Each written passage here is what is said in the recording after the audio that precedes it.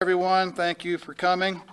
This press conference is to provide you with information on a sequence of events that culminated in an officer-involved shooting last night at approximately 11:46 p.m. in the 1400 block of Industrial Avenue.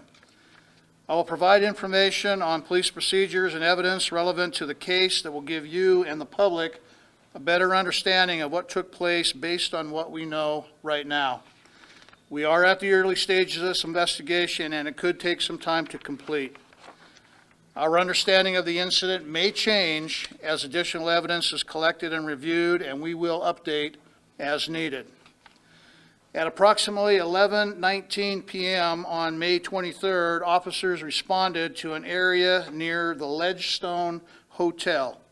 The address there is 4863 King Avenue East. A caller reported that a female had been pistol whipped, has visible injuries, and was being held against her will. The caller described the suspect as a male white in his 30s, driving a red passenger car, and at the time of the call was at the Holiday Store at King Avenue East and South Billings Boulevard. Officers arrived on scene. They noted that there were 4 occupants and then attempted to make a traffic stop. The vehicle failed to stop, and a 17-minute multiple agency pursuit ensued. On 2 separate occasions, officers unsuccessfully deployed spike strips. I'll break right here to show you the general route where we started.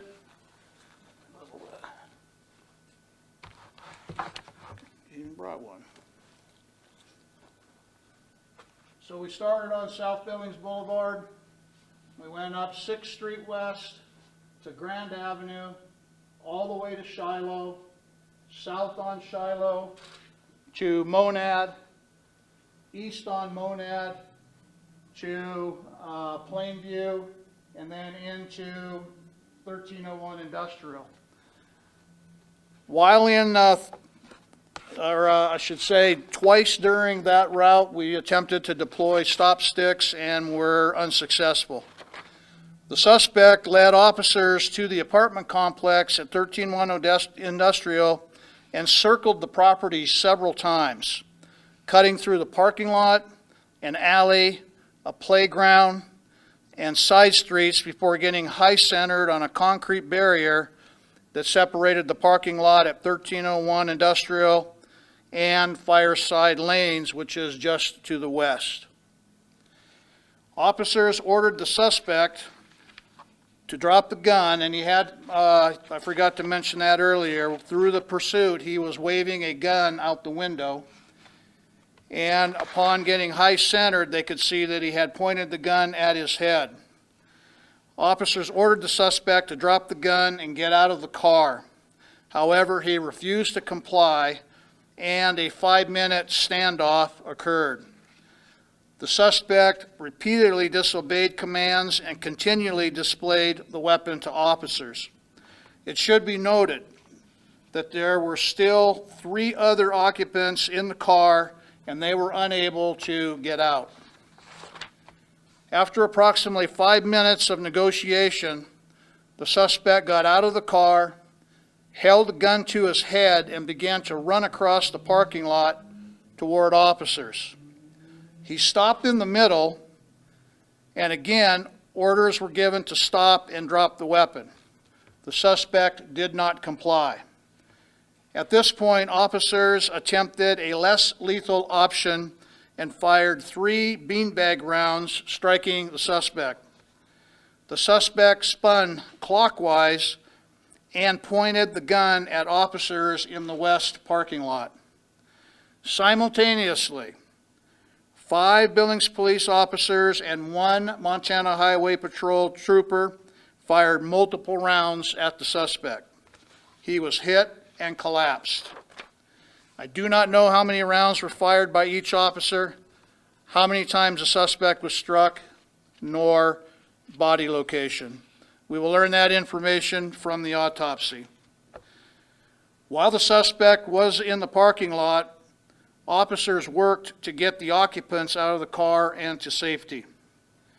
Other officers secured the area before moving to secure the subject. They, along with medical personnel, attempted life-saving measures, but the subject died at the scene. On the ground, near the decedent, was what appears to be a semi-automatic handgun and some ammunition. Analysis continues to determine the authenticity of the handgun. We'll have a photo of that later. It's unknown if there were any other weapons in the car as the search still continues. During the subsequent investigation, detectives positively identified the decedent as a 35-year-old Native American male with addresses in both Billings and Hardin. He was known to local law enforcement, has a criminal record, and outstanding warrants. The shooting is being investigated by our detective division and agents from the Department of Criminal Investigation. They will ultimately assume the lead on the case. No officers were injured, and per our policy, all are in officer-involved shooting protocol and on administrative leave. The Police Department and Department of Criminal Investigations will conduct a very thorough investigation, both criminally and administratively, that typically requires investigators to interview multiple witnesses, review video footage, and analyze a significant amount of forensic evidence. There is in-car and body camera footage. When complete, Department of Criminal Investigations and the Police Department will refer the case to the Yellowstone County Attorney's Office for review. I am relieved that no officers or any other civilians were injured, and my thoughts with those are with those who are affected. The police officers that were involved were identified as the following. Officer John Pearson, he's a 5-year veteran. Officer Tanner Messerschmidt, 3-year veteran. Officer Mackenzie Unruh, 3-year veteran. Officer Blaine Lane, 2-year veteran. Officer Matthew Bisline, 1-year veteran. And Officer Zachary Zevotek, and he has 5 months on and still in training. We did have a highway patrol trooper involved, and they are not naming their officer at this point. I'd refer you to their command staff at a later time. And with that, can we see the pictures of the firearm? This was the firearm that was located next to the decedent, and the one that was seen displayed out of the window. And again, there was ammunition nearby. Analysis is taking place on whether or not this is real or not, but this is what was pointed at officers. And with that, I will take any questions. Casey. Did you question the initial female in the complaint? Yeah, the complaint was third party, which got us going there, and that is part of the investigation. Again, when we were able to remove them from the vehicle, those are all put in the care of officers and detectives, and as part of the investigation, interviews were done. I don't know, what their statements were, but we located everybody that was in the car. They were safe, and detectives did their interviews with them. So the female who the complaint was made basically against, saying that she had been pistol whipped, was she one of the passengers in the car? That's correct. Chief, what prompted officers to continue this chase within the city? I know that frequently chases get called off for the sake of safety. What had to continue with? I didn't catch the front. You're talking about to keep us chasing? Right. Yeah, so our policy is one of a restricted pursuit unless we have a compelling reason to continue. And in this particular case, the information we had, and remember, it's what we're working with, is that we have a female that was being held against her will, that had been pistol whipped, and then later we identified there were 2 other people. So there's a real possibility. We knew we had 1 person in serious danger, and possibly 2 that couldn't leave. Obviously, the the decision to pursue had to be approved by commanders, which it was, and in this particular case, it was the right call. And do we know if the suspect was the driver of the hatchback? That is correct. And are any of the 3 other passengers in custody right now? No.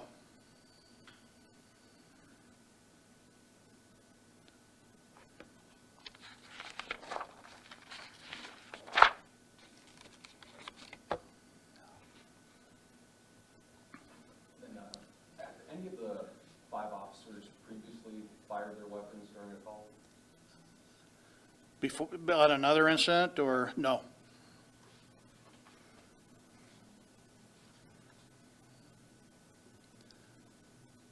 And is the DCI investigation into the shooting of, I believe it was Raymond Dupree Jr., is that complete at this point? Is there a coroner's inquest scheduled right now? I haven't heard anything as to the status of the criminal investigation from DCI, and any coroner's inquest is scheduled by the county attorney's office, and so no to both of those questions to my knowledge. And the same will be true for this. They'll do their thing, and then ultimately the county attorney will schedule a coroner's inquest. And you said earlier that you had laid out spikes to try and stop the hatchback, and those had failed. Does that mean that the hatchback missed the spikes or rolled over them and continued? Yes, a miss, got there too late. Yeah, those were, I think we had one deployed and it was a miss, and the other didn't get there in time, but we had two attempts. Was there any damage during the pursuit? No damage during the pursuit. Traffic was light for the most part. Our speeds ranged from 45 miles an hour to 70 miles an hour.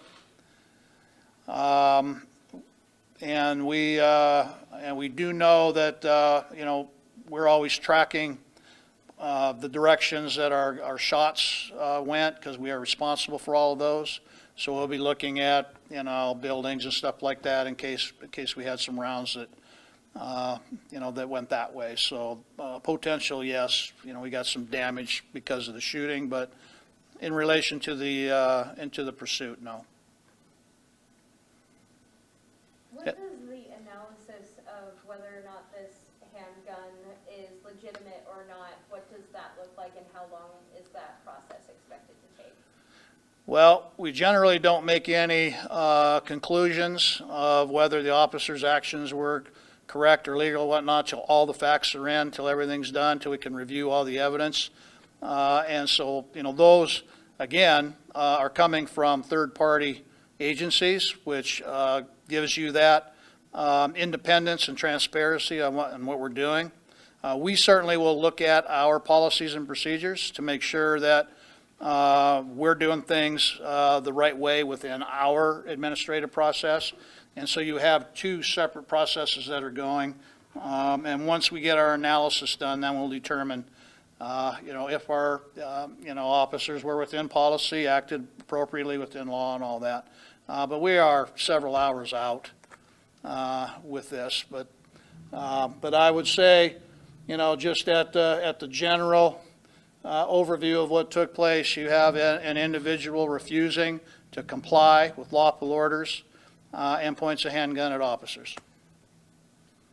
What kind of record did the individual have? I don't know the exact. I know we've had contact with him multiple times going back to 2006. You know, some traffic, some criminal stuff. I don't have that right away, but we have had some interactions over the years. You said there is body cam footage. Is it from every officer? Was every officer equipped with it? Yes, and their cars are equipped as well. And as you can imagine, it's going to be a major undertaking to go through all that, to archive it, to match things up. As you're aware, got a veteran crew here, that this isn't just the 5 officers and the trooper.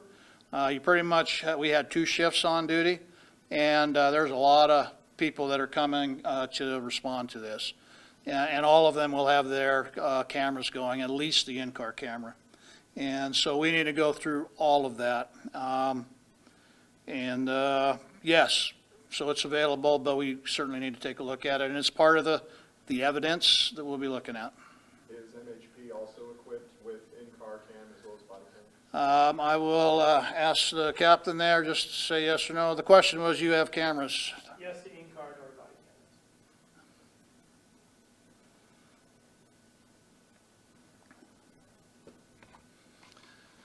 cameras. Any other questions, comments, or concerns? All right, thank you for coming, I appreciate that, and if we have any updates, we will provide that for you as it comes available. Thank you for coming.